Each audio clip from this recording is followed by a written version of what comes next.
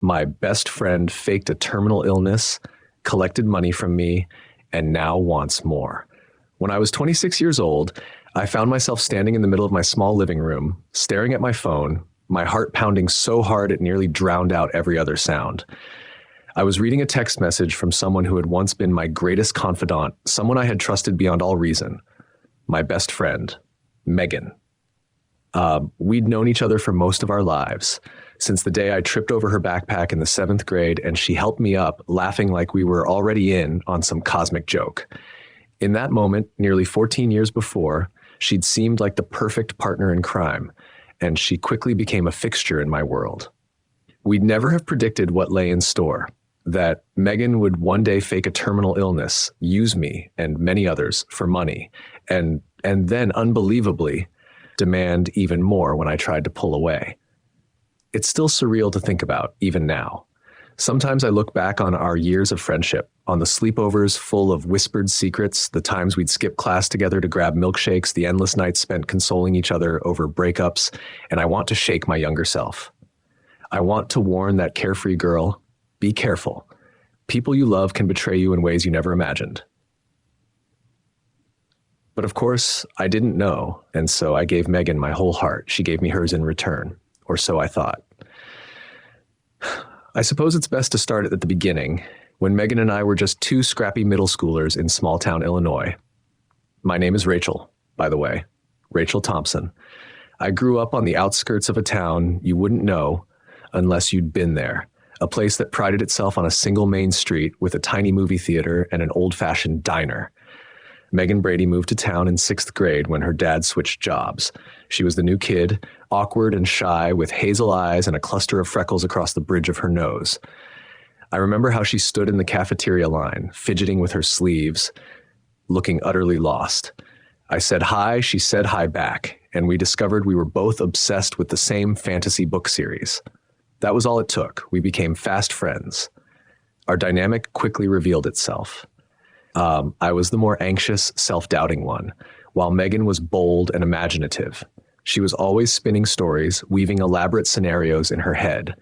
We'd meet in my backyard, create whole fictional worlds where we were explorers or witches, then run around shouting incantations at each other.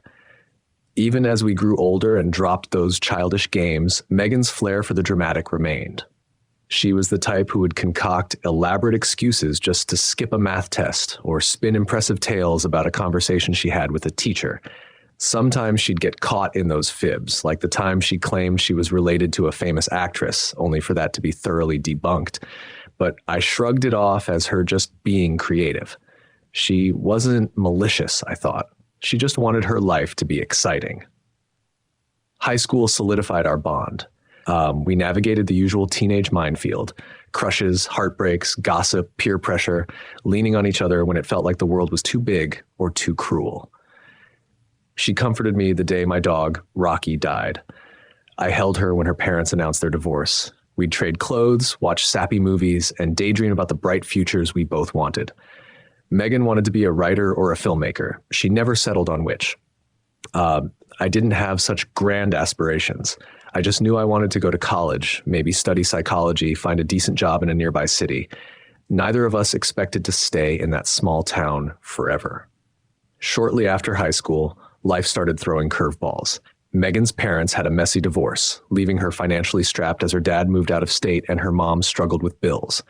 My own home life wasn't perfect. My dad had been laid off, so finances were tight, but Megan's was worse. She had to take on 2 part-time jobs right out of high school to help her mom keep their apartment. College got pushed to the back burner for her. Meanwhile, I enrolled at a nearby state university, commuting from home to save money. Megan and I still saw each other on weekends, and she'd fill me in on her never-ending parade of workplace dramas, boyfriend drama, or elaborate stories about writing a novel. If she seemed a bit lost, I couldn't blame her. She was under a lot of stress, and sometimes she'd confide in me that she felt like she was running in place while everyone else moved forward. I remember one night in particular when we were both 19. We were sitting on my bed, the lights off, except for a string of fairy lights I'd hung around the window. Megan was hugging a pillow to her chest, tears shining in her eyes. I feel like my life is meaningless. She whispered, I want to do something big, something important, but I can't even afford community college right now, and Mom needs me working. I patted her back, offering the usual platitudes, you'll figure it out, or I believe in you. She wiped her tears, forced a laugh, and said, Gah, I'm such a drama queen, right? We both giggled, never imagining that her need to do something big might someday become a warped reality. Eventually, Megan's situation improved slightly. She moved into a small apartment with a friend from work and started bartending at a local sports pub, which paid better than her old retail gigs. I was in my junior year at the university, juggling classes and a work-study job. We kept in touch, though not as frequently as before. She seemed cheerful enough when I asked about her life, always telling me about wild nights at the pub or how she was saving up to do something really awesome. That phrase always made me smile. Really awesome could mean anything with Megan. Then, when I was about 22 and finishing up my degree, she dropped a bombshell. She was moving to Chicago. She claimed she'd found a bartending job that paid double what she was making and that she had a lead on some writing or film-related opportunities. The specifics were vague, but I knew she'd always dreamt of leaving our small town, so I cheered her on. She packed up her car, said tearful goodbyes, and promised we'd stay in touch. For a while, we did. She texted me photos of her new apartment, her coworkers, the city skyline. She sounded ecstatic.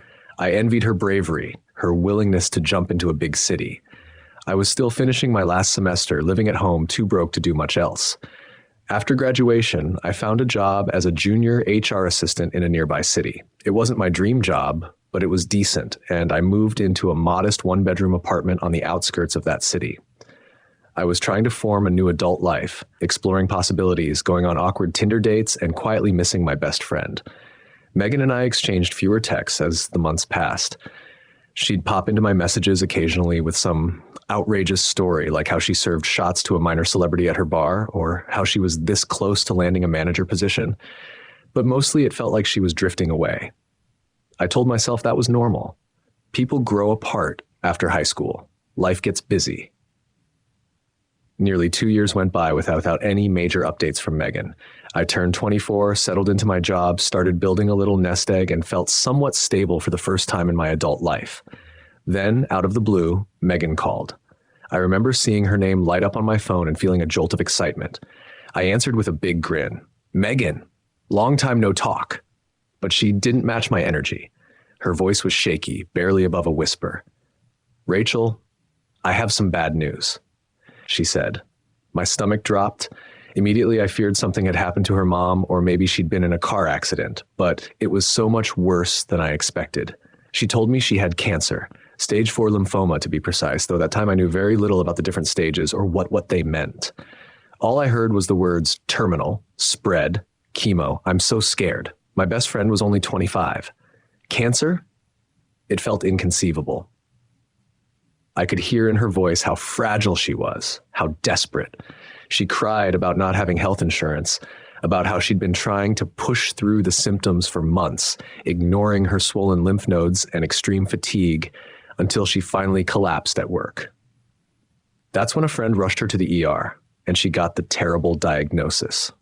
I remember slumping onto my couch, tears pouring down my cheeks, my heart hammering with panic. She apologized for not telling me sooner, said she'd been in denial, and then the avalanche of bills and fear overwhelmed her. I don't know what to do, Rach, she whispered. I'm not ready to die. I told her that she wasn't going to die, that people beat cancer every day, that she needed a good doctor and a treatment plan. But she insisted the doctors were saying it was very advanced, that there wasn't much hope. I felt my world tilt, like gravity had shifted. In the weeks that followed, we spoke frequently. I called her on my lunch breaks or after work, desperately trying to be a supportive friend. She had a million stories about her hair starting to fall out after chemo, about intense pains that kept her bedridden, about her landlord threatening to evict her because she couldn't work enough to pay rent. My heart broke every time I heard how hopeless she sounded. I encouraged her to apply for assistance programs, Medicaid, anything that might help with medical bills. She gave vague answers about being denied or the process taking forever. Meanwhile, she posted sporadic updates on social media, mostly hints that she was sick, but never the full story. A month or two into her diagnosis, she called me sobbing, explaining that her landlord was about to toss her out if she didn't come up with back rent. She'd had to stop bartending due to her illness, and she didn't qualify for disability benefits yet because the paperwork was stuck in bureaucratic limbo. "I'm so scared of being homeless," she whimpered. Without hesitation, I asked how much she needed. I was no millionaire. I made a modest salary as an HR assistant, but I had savings, maybe a couple $1,000s. She said she needed $1,200 to keep the landlord at bay for another month. I wired it to her the next day, ignoring the little voice in my head that whispered caution. This was Megan, my best friend. She was dying of cancer. Of course I'd help. That was the start of a painful pattern. Megan, frantic and teary, would call or text me about some urgent financial crisis, a new medication, a late payment, a hospital bill, and I'd scramble to wire her money. Sometimes it was $100 for groceries, other times $500 for utilities. She always had a story about how she'd tried to get help elsewhere, but been denied. I never questioned her. Why would I? This was Megan, the girl who once stayed up all night comforting me when my college boyfriend broke my heart.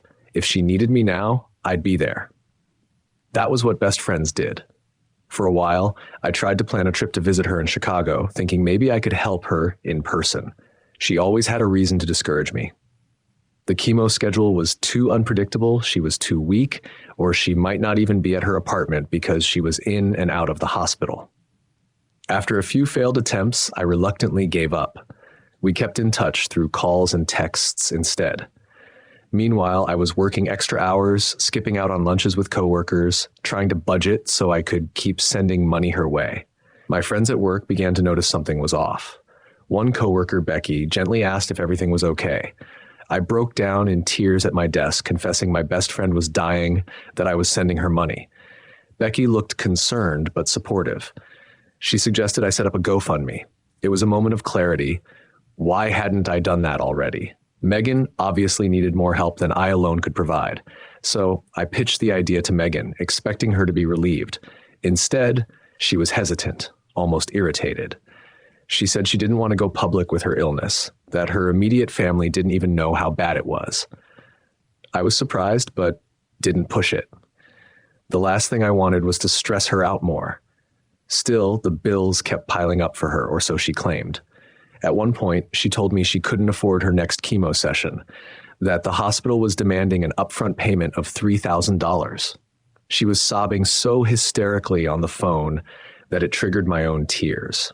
I couldn't swing that much by myself, so I reached out to a few mutual friends from our hometown, telling them the situation and asking if they could chip in. Most were shocked, having only heard vague rumors that Megan was sick. A few gave what they could, $50 here, $100 there, but collectively it wasn't much. I ended up putting a chunk of it on my credit card. I told myself I'd find a way to pay it off later. Megan kept saying, "I'll pay you back when I can," though we both knew that might never happen if her cancer was truly terminal. A few months went by. I was emotionally drained, losing sleep, constantly worrying about Megan's fate. She claimed the cancer wasn't responding well to chemo, that she was being considered for experimental treatments. She'd describe in vivid detail the side effects, nausea, hair loss, migraines. Yet whenever I suggested a video call, she dodged it. "I look hideous," she'd say, or "I'm too sick to be on camera." I tried not to be offended. I just wanted to see her face, to feel closer, but she insisted on communicating through voice calls or texts. Then something happened that planted the first real seeds of doubt in my mind. One evening, I received a Facebook message from an old acquaintance, Devin, who had also known Megan in high school. He wrote, "Hey, is Megan okay? She posted something about needing money for medical bills, but I saw her at a bar last weekend, looking fine. She didn't mention being sick. Is she in remission?" My heart pounded as I read his words. Megan, at a bar, looking fine? It had to be a mistake. Maybe Devin confused her with someone else who looked like her. I replied that he must be mistaken, that Megan was dealing with advanced cancer. Devin apologized, said he must have been wrong, but added that it really looked like her. The conversation left me uneasy. but I pushed the doubt away. People make mistakes, right? Time continued, and Megan's requests for money became more frequent and frantic. She told me her mother, who had moved to Florida, refused to help because they'd had a falling out. She claimed the hospital was threatening to deny further treatment if she didn't pay her backlog. My own finances were teetering on the edge. I'd maxed out one credit card and had started dipping into a second. When I tried to talk to Megan about exploring official charitable programs or reaching out to cancer foundations, she'd bristle, insisting they'd already turned her down or that it was too complicated. At one point, desperation forced me to talk to my parents. I told them tearfully that my best friend was dying and needed financial help. My dad was sympathetic, but explained that money was tight for them too. My mom suggested Megan apply for Medicaid, again, or look for a hospital that provided charity care. I passed those suggestions on to Megan. She claimed it wasn't working out, that the system was impossible to navigate. Something about her tone started to feel off, like she was annoyed with me for not just handing over the money. But I chalked it up to her stress. After all, she was the one with cancer, right? One morning, a coworker told me about a friend who'd actually had stage 4 lymphoma and had undergone an extremely difficult treatment journey, eventually beating it. This coworker's friend had documented the entire process on social media: bald head, hospital pictures, updates about feeling sick, lab results, everything. It struck me how different that was from Megan, who had avoided publicizing her illness in any detail. That same coworker, upon hearing my story, asked gently, "Have you seen any actual proof of Megan's diagnosis, like hospital paperwork or anything?" I felt a flash of anger at the implication, but also a sinking feeling. I realized I had never once seen any official document, not even a hospital wristband or a prescription label. All I had were Megan's words. She was my best friend. I trusted her. But the doubt started to gnaw at me. Then came the second big red flag. Another mutual friend, Kayla, messaged me out of concern. She'd run into Megan in downtown Chicago outside a coffee shop and said Megan looked totally normal. Kayla mentioned she'd asked Megan how she was feeling, and Megan apparently stared at her blankly until Kayla awkwardly said, "You know, the chemo." To which Megan replied, "Oh yeah, I'm hanging in there," and changed the subject. Kayla said it felt strange, like Megan had forgotten she was supposed to be sick. That conversation rattled me. Between Kayla's and Devin's observations, I couldn't ignore the possibility that Megan might be lying. But lying about what exactly? Faking a terminal illness? That felt too horrible, too monstrous. Megan wasn't a monster. She'd been my friend since we were kids. She wouldn't stoop to that level. Would she? To ease my rising suspicions, I resolved to see her in person, no matter how many excuses she threw at me. I told her I was driving to Chicago on a certain weekend for work, a lie, but I needed a reason, and that I wanted to drop by with groceries and help around her apartment. She acted cagey, but eventually agreed, probably assuming she couldn't keep me away forever. My heart pounded the entire drive there. I kept imagining worst-case scenarios. I'd find her in a hospital bed, frail and unrecognizable, and I'd hate myself for doubting her. Or I'd find her looking vibrant and healthy, which would confirm something sinister. I didn't know which was worse. She gave me an address, a small apartment complex in a lower-income neighborhood. I texted her when I arrived. She didn't come out for almost 10 minutes, and when she did, she wore a baggy hoodie with the hood up, as if trying to hide her face. Her hair was indeed shorter than I remembered, but not in that patchy post-chemo way, more like a trendy bob. She looked fine. No hollow cheeks, no dark circles under her eyes. I swallowed my shock, trying to remain calm. She offered a feeble hug, then hurried me inside. Her apartment was sparsely furnished, dimly lit, and smelled faintly of cigarettes, though I never knew her to smoke. I asked about her health, expecting to see medication bottles, IV bags, or at least pamphlets from a hospital. Instead, she gestured vaguely to a small collection of pill bottles on the counter, half of them over-the-counter stuff like ibuprofen. I caught a glimpse of one prescription label, something for anxiety, but nothing that screamed aggressive chemotherapy.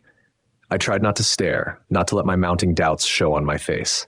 She gave me a brief tour, if you could call it that, then settled me in the living room. "I'm really tired," she said, feigning a yawn. "The treatments drain me. I nodded, heart hammering in my chest. I could feel the tension between us.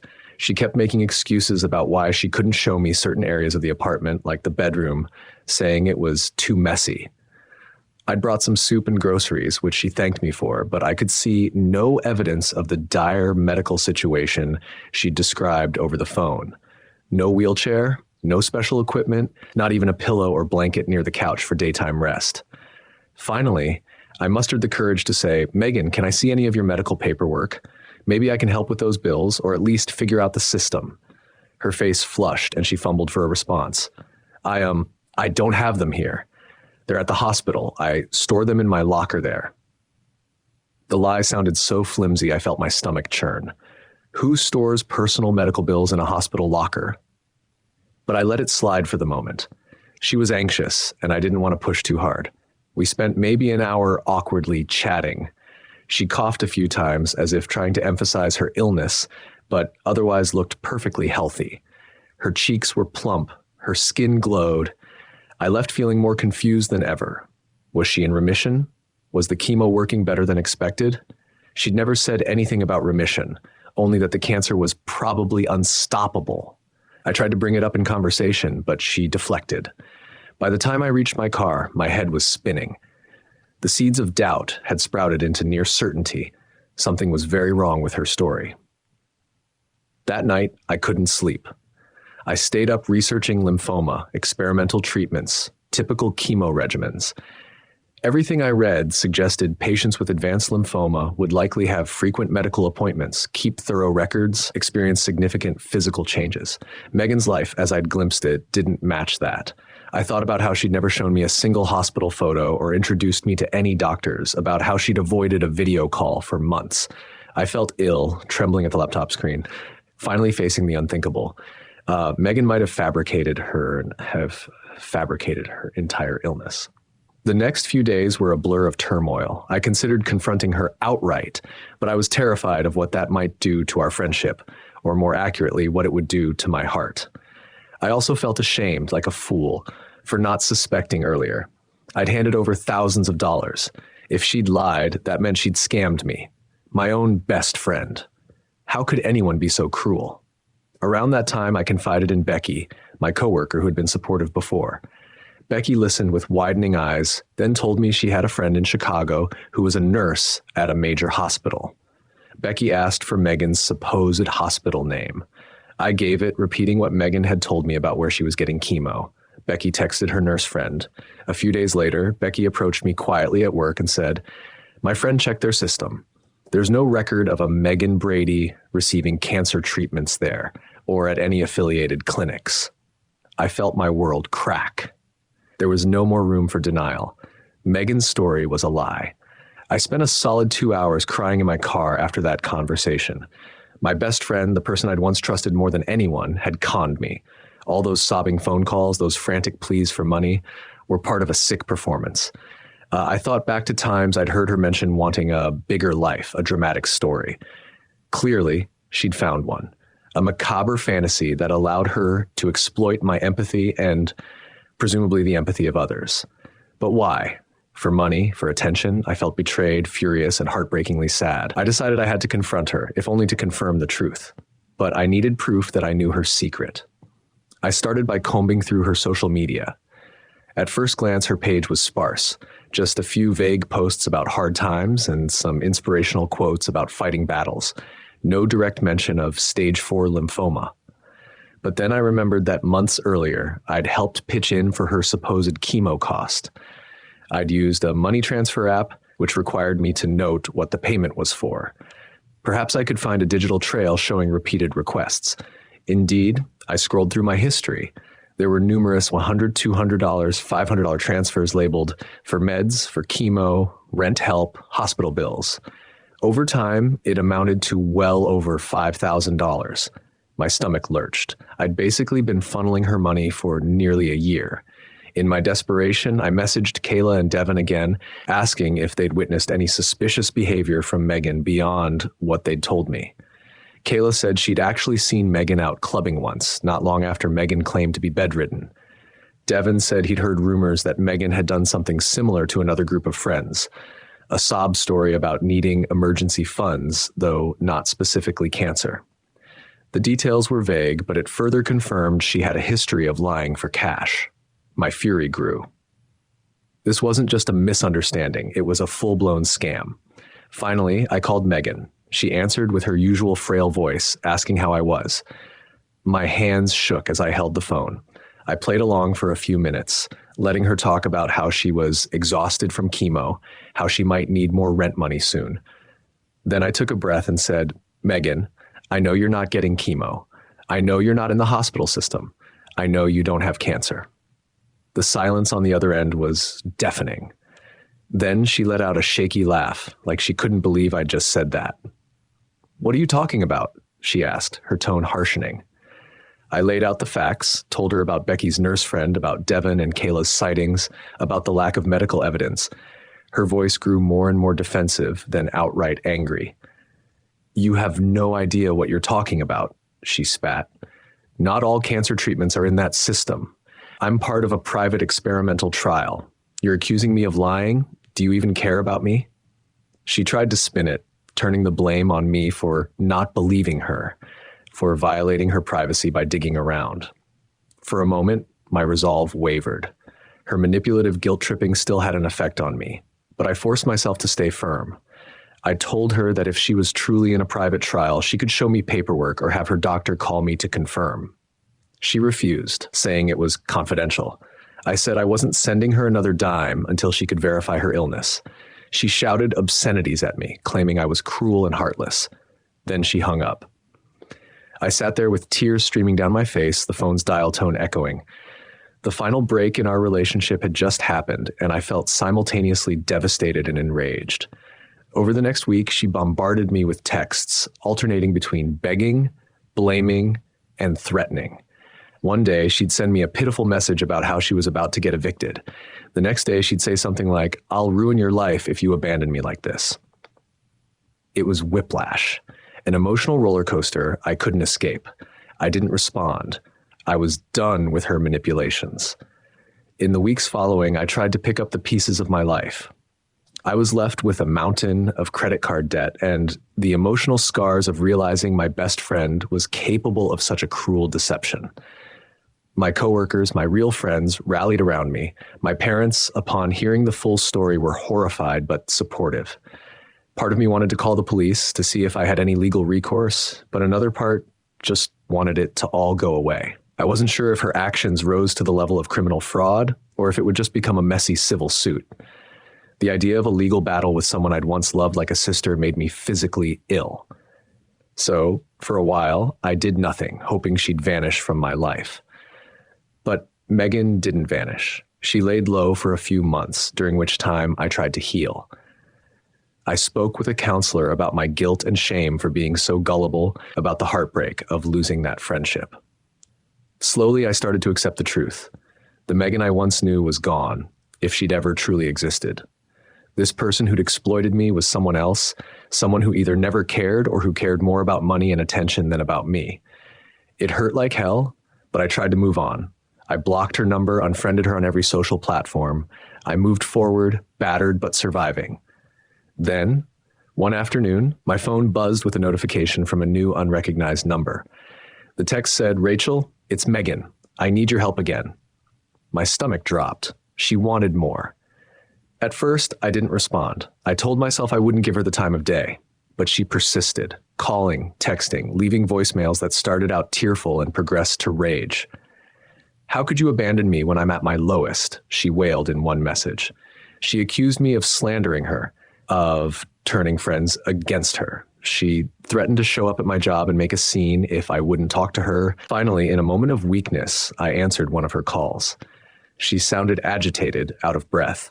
She said she was in trouble with some loan shark, that she'd borrowed money to pay her rent after I betrayed her and cut off funds.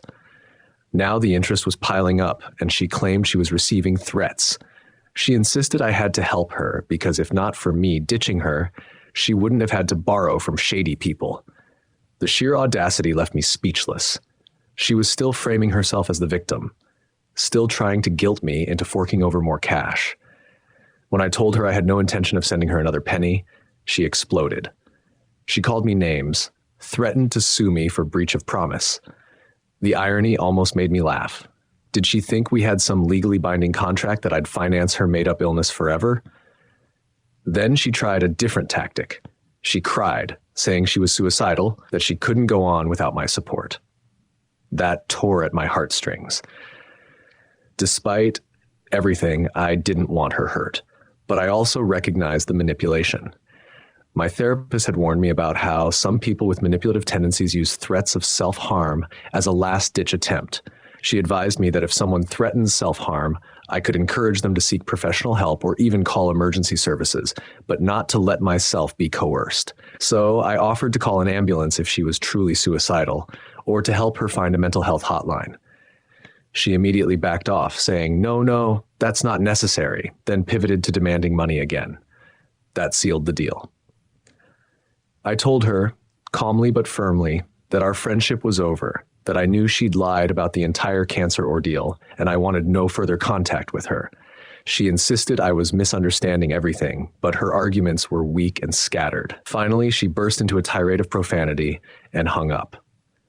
I sat in silence, phone in hand, feeling a mixture of relief and sorrow. That was the last direct conversation I had with Megan. She tried texting a few more times, but I ignored them. Eventually, she either gave up or found a new target. I found out through the grapevine that she disappeared from Chicago, possibly moving to another city. I'm not sure. A part of me was tempted to track her down, if only to get closure or my money back. But I realized no amount of confrontation would give me the emotional resolution I craved. She was a pathological liar, or at least someone who'd lost her moral compass to desperation. I wouldn't get a heartfelt apology. I wouldn't get the thousands of dollars she owed me. Chasing after her would only prolong my own suffering. That's not to say I felt no bitterness or anger. I definitely did. For a long time, I seethed whenever I thought about how she'd played on my empathy, how she'd forced me into credit card debt. I wanted justice, retribution, but I also wanted to heal and move on. With encouragement from my therapist, I decided to focus on my own life rather than remain locked in a battle with Megan's ghost. I learned to set stricter boundaries with people, to be more cautious about sob stories, to require actual evidence if someone claimed a dire situation. It saddened me that I had to become more guarded, but that was the price of surviving such a betrayal. Over time, I also grew angry with myself for missing the signs. How could I have overlooked such glaring inconsistencies? But I realized it wasn't stupidity. It was love and trust. In a weird way, Megan had exploited the best parts of me, my desire to help, my unwavering faith in a friend. I had to learn to see that as a testament to my compassion rather than a personal failing. Yes, I was naive, but only because I believed in the goodness of someone I cherished. That's not something to be ashamed of, though it's something to be more mindful of going forward. My parents helped me pay down some of the debt I'd racked up, loaning me money at no interest until I could get on my feet. It took me a year and a half to fully clear the credit card bills from Megan's fake cancer scam. During that time, I took on a second job briefly, helping with data entry on weekends, just to expedite the payoff. It was grueling, but each payment felt like I was reclaiming my life from her web of lies. The day I finally cleared the balance, I treated myself to a nice dinner and reflected on the whirlwind I'd survived. As for Megan, all I know is rumors. Some say she moved to a bigger city, maybe Los Angeles or New York, chasing a dream of being a writer or an actress. Others claim she was scamming multiple people at once and had to flee when it all caught up with her. A mutual acquaintance told me she spotted Megan at a festival, looking carefree, no sign of illness, no mention of any hardships. Part of me wonders if she found another group to con. Part of me hopes she got caught, or that she woke up one morning racked with guilt and decided to turn her life around. But I'll probably never know. Sometimes I still get that ache of betrayal, especially if I see an old photo of us or stumble on a memory from childhood.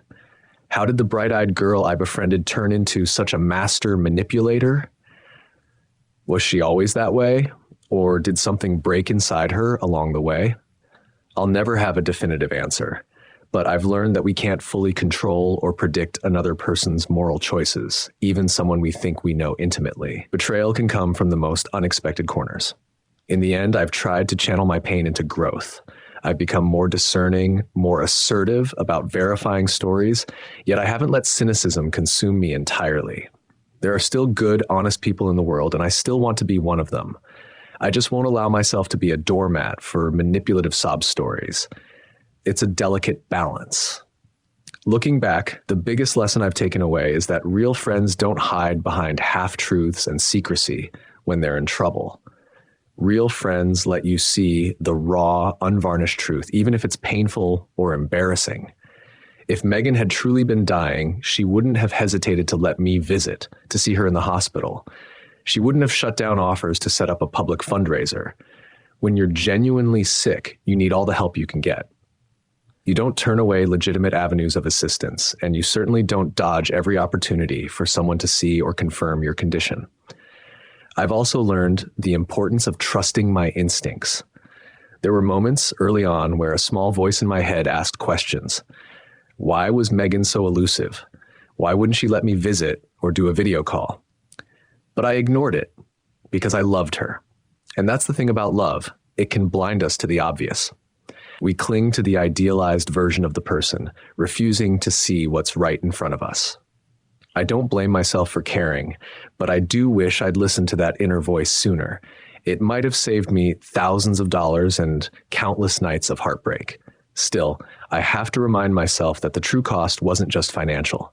The emotional toll of realizing your best friend never valued your trust is immeasurable. That's what keeps me up at night sometimes. Not the lost money, but the lost faith in that friendship, the memories now tainted by deception. When I think about the times I confided my deepest insecurities in her, I wonder if any of it mattered to her at all, or if she was only ever looking for an angle. That's a painful question with no easy answer. Even so, I'm at peace with one thing. I tried. I was the friend I believed she deserved. I listened, I supported, I gave. If she chose to abuse that kindness, that's on her. In my stronger moments, I refuse to let her actions define my capacity for empathy. I'm proud that I can still care for people, even if I'm a bit more careful now. Yes, it stings to remember the nights I cried over her supposed terminal illness, the days I rationed my groceries to send her money, but it also reminds me that I have a giving heart. That's not something I need to fix. I just need to protect it better. Every once in a while, an unknown number will appear on my phone and my stomach will lurch, wondering if it's Megan again. So far, it never has been. She's vanished into the ether of my past, a ghost story I warn others about when the topic of scams or catfishing arises. I do worry that she'll do this to someone else, that she might even escalate to more elaborate cons. But my therapist helped me see that I can't control her actions. The best I can do is share my experience if it helps someone else spot the warning signs. I'm 27 now, a few years out from the whole ordeal, living in a slightly bigger apartment and working as an HR coordinator. I have new friends, some wonderful coworkers, and a family that I appreciate more than ever. My trust circle is smaller these days, but the bonds within it are strong. I've even started dating a kind-hearted nurse named James, who knows the entire story and has been nothing but gentle about my lingering scars. He once told me, "It's a testament to your goodness that you believed her for so long. Don't let her rob you of that goodness." I hold on to those words like a talisman against bitterness. Sometimes in quieter moments, my mind drifts to the memory of my middle school self sitting in the cafeteria with Megan for the first time. How we shared French fries and giggled about a silly inside joke, both so excited to have found a new friend. The innocence of that moment feels like it belongs to another lifetime. I wish I could reclaim it, but life doesn't let us go backward. We can only move on, hopefully wiser. And so, I move on. I survived my best friend faking a terminal illness, siphoning money from me, and then demanding even more when I finally questioned her lies. It's a tragedy and a betrayal, yes, but it's also a chapter in a larger story, my story, in which I learned to set boundaries, to trust my instincts, and to recognize that not everyone who walks into your life comes bearing good intentions. I carry the scar she left behind, but I refuse to let it define me. I will love again, trust again, and care again, because that's who I am. And no scam or sob story can ever take that away from me. I don't know where Megan is now, or if she's pulled the same con on someone else. Perhaps she's living under a new persona in a new city, weaving new lies. Or maybe she's hit rock bottom, forced to confront the damage she's done. A small part of me hopes she found help or therapy for whatever made her crave such an elaborate deception. But I won't hold my breath waiting for an apology or restitution. Life is too short to be consumed by anger over someone else's moral failings. In the end, what I do know is that I'm free from her manipulative hold. And while the cost of that freedom financially, emotionally was steep, I'm standing on the other side, stronger and more self-aware. I'd rather pay that price than remain trapped in a web of lies. I've reclaimed my power, my money, eventually, and most importantly, my sense of self.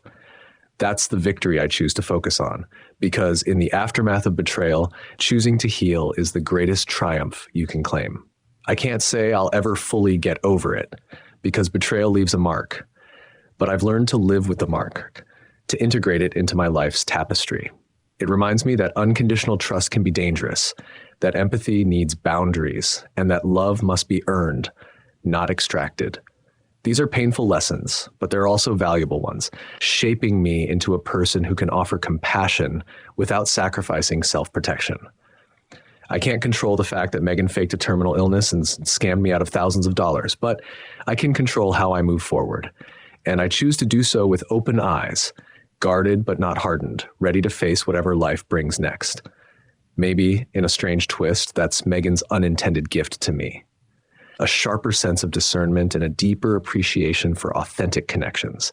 Because now when I meet new people, I take the time to really see who they are, what they value, whether their words align with their actions. And when I do find genuine souls, I treasure them all the more, aware of how rare and precious true friendship can be. So if I were to give advice to someone hearing my story, I'd say, trust your friends, but keep your eyes open. Don't let cynicism run your life, but don't ignore red flags either. Ask questions, verify stories, and know that real friends will understand if you need reassurance. Real friends won't hide behind secrets or manipulate your empathy to keep the cash flowing. If you find yourself in a situation like mine, trapped between loyalty and suspicion, don't beat yourself up for feeling torn. It's normal to want to believe someone you love. Just remember that true love and true friendship doesn't require constant blind belief. It thrives on honesty, openness, and mutual respect.